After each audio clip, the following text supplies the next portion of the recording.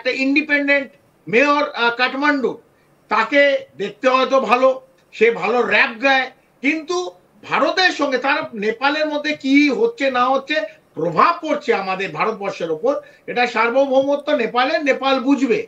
ভারতকে যদি তারা দূরে সরিয়ে রাখতে চায়, কারণ বালেন্দ্র শাহ পড়াশোনা করেছে এই কর্ণাটক ব্যাঙ্গালোরে, বিশ্বরা ইঞ্জিনিয়ারিং কলেজে পড়েছে এবং সেখানে স্ট্রাকচারাল ইঞ্জিনিয়ারিং সে পাশ করেছে, এমটেক করেছে। বড় খবর হচ্ছে তার যে অফিস, কাঠমান্ডুর অফিসে যে ম্যাপটা তার পেছনে ঝুলিয়েছিল, সেখানে একটা অখণ্ড নেপাল বলে ঝুলিয়েছিল। সে অখণ্ড নেপালে উত্তরাখণ্ডের একটা বড় পার্ট, পশ্চিমবাংলার একটা বড় পার্ট, সেই অখণ্ড নেপালের মধ্যে ঢুকে যাচ্ছে। লিপু লেক, এই বিভিন্ন যেটা ভারতবর্ষ যেটা বলে, ভারতবর্ষে কোনোদিন এইসব কথা নেপালের সঙ্গে ওঠেনি।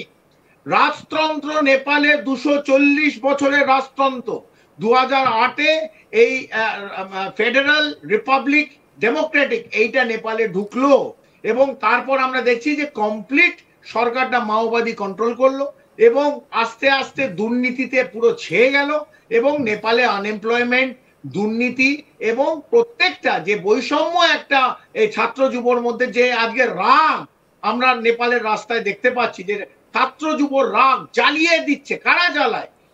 এই রাগটা যে লাগাম টানছে, যে সুতোটা টানছে, সে অ্যাডভান্টেজটা নিয়েছে একদমই। এবং প্রশ্নটা হচ্ছে কর্নেল চৌধুরী, এই যে প্রশ্নটা আমরা যে প্রশ্নটা আজকে করছি, এতে কার লাভ? কারণ এই কেপি শর্মা ওলি চূড়ান্ত ভারত বিদ্বেষী বলে পরিচিত, একবারও তিনি ভারতে আসেননি, সদ্যই চীন থেকে ফিরেছেন, এমনকি তিনি ভারতে আসতে চান না এইরকম একটা মনোভাব কিন্তু তার বারবার ফুটে উঠেছে। ছাত্র যুব তার বিরুদ্ধে বিক্ষোভ দেখাচ্ছেন। তাহলে এতে কার লাভ? চূড়ান্ত ভারত বিদ্বেষী একজন মানুষ, তিনি আজকে নেপাল থেকে পালালেন, নেপালের মানুষের মধ্যে একটা ভারত বিদ্বেষের বীজ বপন করে গেলেন। সেখানে যে সেনা নেপালের গোর্খা রেজিমেন্ট, তাকে ট্রেন করে ভারত। সুতরাং এমন একজন মানুষের চলে যাওয়া বা পতন আসলে কার লাভ? আমরা এই প্রশ্নটা আজকে রাখছি এবং এটা আজ তাক বাংলার প্রশ্ন। আজকে ট্রেন্ড আমরা সেট করছি। গতকাল আমরা যে ট্রেন্ড সেট করেছিলাম, গোটা বাংলার সংবাদ মাধ্যম সেই প্রশ্নেই এগিয়েছে।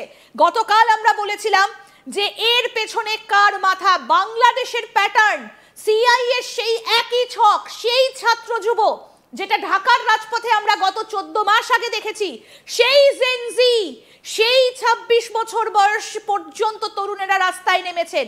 তারা কি কারণে, কোথা থেকে মদত, কার মাথা? গতকাল আমরা দেখিয়েছি চিকেন স্নেকের ছবি, ম্যাপ সহ, সেটাই দেখিয়েছে প্রথমে গোটা বাংলার সংবাদ মাধ্যম, তারপরে ন্যাশনাল। সেই প্রশ্নেই কিন্তু তারা সারা দিন গতকাল জারি রেখেছিল। এবং আজকে আমরা যে ট্রেন্ড সেট করছি, অলির মতো একজন চূড়ান্ত ভারত বিরোধী প্রধানমন্ত্রী, তাকে সরিয়ে দেওয়া আসলে কার লাভ? পশুপতিনাথের যে মন্দির, সেটাও কিন্তু গতকাল রাতে রক্ষা পায়নি, সেখানেও ভাঙচুর তাণ্ডব চালানো হয়েছে। সেটাও ভাঙতে গেছিল এবং মন্দির যারা ভাঙতে যায়, আমরা বাংলাদেশে জানি কারা মন্দির ভেঙেছিল এবং আমরা বাংলাদেশে দেখেছি যে ইসকনের এক সাধুকে আজ পর্যন্ত জেলে কারা ঢুকিয়ে রাখলো। প্লটটা খুব সোজা এবং সিম্পল ইন্দিরা, আমরা প্রত্যেকে জানি এই অঙ্কন, এটা যে এঁকেছে কোথা থেকে আঁকা হয়েছে। তবু আজ আমরা ক্যামেরার সামনে বলবো না, আমরা শুধু কয়েকটা জায়গায় ছুঁয়ে চলে যাচ্ছি। এমন এক রাষ্ট্র যে এই কারবাইটা করলো, যাতে এক ঢিলে দুই পাখি মরে। কারণ নেপাল কার সঙ্গে বন্ধুত্ব এবং যা সুসম্পর্ক ছিল, একদিকে চীন, একদিকে ভারত। ভারতের সঙ্গে বেশি, কারণ ভারতের ওপর তাদের কমপ্লিট যে ইকোনমি অনেকটা বেশি নির্ভরশীল ছিল। তাদের আনএমপ্লয়মেন্টের প্রচুর যুবক এবং ছাত্র যারা এমপ্লয়মেন্ট পেত, তারা ভারতে পেত এবং ভারতের সামরিক বাহিনীর তারা সোলজার, গোর্খা সোলজার, তাদের যে একটা বিরাট অংশ ওখানে রিটায়ার্ড আর্মি, ইন্ডিয়ান আর্মি যারা নেপালে সেটেল করে, যারা গোর্খালি, তাদের পেনশন ভারত থেকে যায় এবং তাদের ট্যুরিজমের একটা বড় অংশ ভারত থেকে ঘুরতে যায়। তো ভারতের সঙ্গে এবং চীনের সঙ্গে চীনের বিরাট ইনভেস্টমেন্ট ছিল। আমার মনে হয় এসসিও যে ছবিটা ইন্দিরা দেখেছিল মার্কিন যুক্তরাষ্ট্র প্রেসিডেন্ট ট্রাম্প, আমার মনে হয় তার ঘুম উড়ে গেছিল। এবং যদিও এই ঘটনাটা, এই যে ঘটনা প্রবাহ দেখলাম, এটা 2 দিন 4 দিন 10 দিনের না, হয়তো সোম মঙ্গলবার এটা গত দুদিন এই ঘটনাটা ঘটেছে এবং আজকেও ঘটছে। আমি যখন আপনার সঙ্গে কথা বলছি, পুলিশের গাড়ি জ্বালিয়ে দিচ্ছে, পুলিশকে মারছে, বিভিন্ন জায়গায় অগ্নিগর্ভ নেপাল হয়ে আছে, সাধারণ মানুষদের মারছে। তো সাধারণ মানুষকে তো নেপালের ছাত্র এবং যারা গণ অভ্যুত্থান হচ্ছে মারবে না।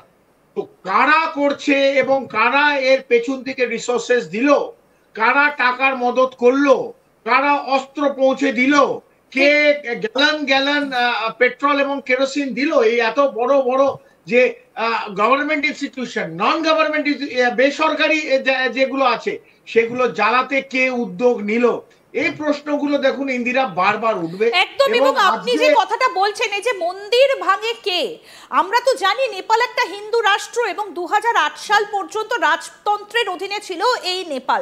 তারপর গত 17 বছরের ছবিটা অনেকটা বদলেছে। কিন্তু এই যে মন্দিরটা ভাঙবে কে, এটা কিন্তু একটা বড় প্রশ্ন, কারণ নেপাল তো হিন্দু রাষ্ট্র, সেখানে তো মন্দিরের ওপর আঘাত হানাই মানে একটা অদ্ভুত বিষয়। ইন্দিরা 2008 থেকে যদি আমরা জানি, যখন রাজতন্ত্র শেষ হলো এবং 2008 থেকে 2025-এ এই প্রত্যেক দর্শকের জন্য বলা, নেপালে 13 বার সরকার চেঞ্জ হয়েছে। 13 বার, মানে কত ফ্রাজাইল একটা সরকার যেটা টোকা মারলে ভেঙে যায়। এবং বারবার সেখানে আমরা দেখেছি যে এই মাওবাদীদের সরকার, আমার কোনো বলতে আপত্তি নেই। এবং বলি, এই প্রথম প্রধানমন্ত্রী নেপালে যে ভারতে একদিনের জন্য আসেনি, এটা let it be on record, এটা সবাই বলুক যে নেপালের, আমরা নেপালকে সবচেয়ে বন্ধু দেশ বলে মনে করি, বাংলাদেশকে আমরা বন্ধু দেশ বলে মনে করতাম, এবং নেপালের প্রধানমন্ত্রী ভারতে একদিনের জন্য, এই বিগত কতদিন উনি প্রধানমন্ত্রী আছে, কে পি শর্মা ওলি, এখন সে লাজ গুটিয়ে পালিয়ে গেছে, কালকে ভারতে আসেনি। ভারত বিদ্বেষ তার মনে প্রত্যেক অঙ্গে অঙ্গে ভরা ছিল। এবং আজকের দিনে যার নাম বারবার হচ্ছে বালেন্দ্রা, যে একটা ইন্ডিপেন্ডেন্ট মেয়র কাঠমান্ডু, তাকে দেখতে হয়তো ভালো, সে ভালো র‍্যাপ গায়, কিন্তু ভারতের সঙ্গে তার নেপালের মধ্যে কি হচ্ছে না হচ্ছে প্রভাব পড়ছে আমাদের ভারতবর্ষের উপর, এটা সার্বভৌমত্ব নেপালের, নেপাল বুঝবে। ভারতকে যদি তারা দূরে সরিয়ে রাখতে চায়, কারণ বালেন্দ্র শাহ পড়াশোনা করেছে এই কর্ণাটক ব্যাঙ্গালোরে, বিশ্বরা ইঞ্জিনিয়ারিং কলেজে পড়েছে এবং সেখানে স্ট্রাকচারাল ইঞ্জিনিয়ারিং সে পাশ করেছে, এমটেক করেছে। বড় খবর হচ্ছে তার যে অফিস, কাঠমান্ডুর অফিসে যে ম্যাপটা তার পেছনে ঝুলিয়েছিল, সেখানে একটা অখণ্ড নেপাল বলে ঝুলিয়েছিল। সে অখণ্ড নেপালে উত্তরাখণ্ডের একটা বড় পার্ট, পশ্চিমবাংলার একটা বড় পার্ট, সেই অখণ্ড নেপালের মধ্যে ঢুকে গেছে। লিপুর লেক, এই বিভিন্ন যেটা ভারতবর্ষ যেটা বলে ভারতবর্ষে, কোনোদিন এইসব কথা নেপালের সঙ্গে ওঠেনি।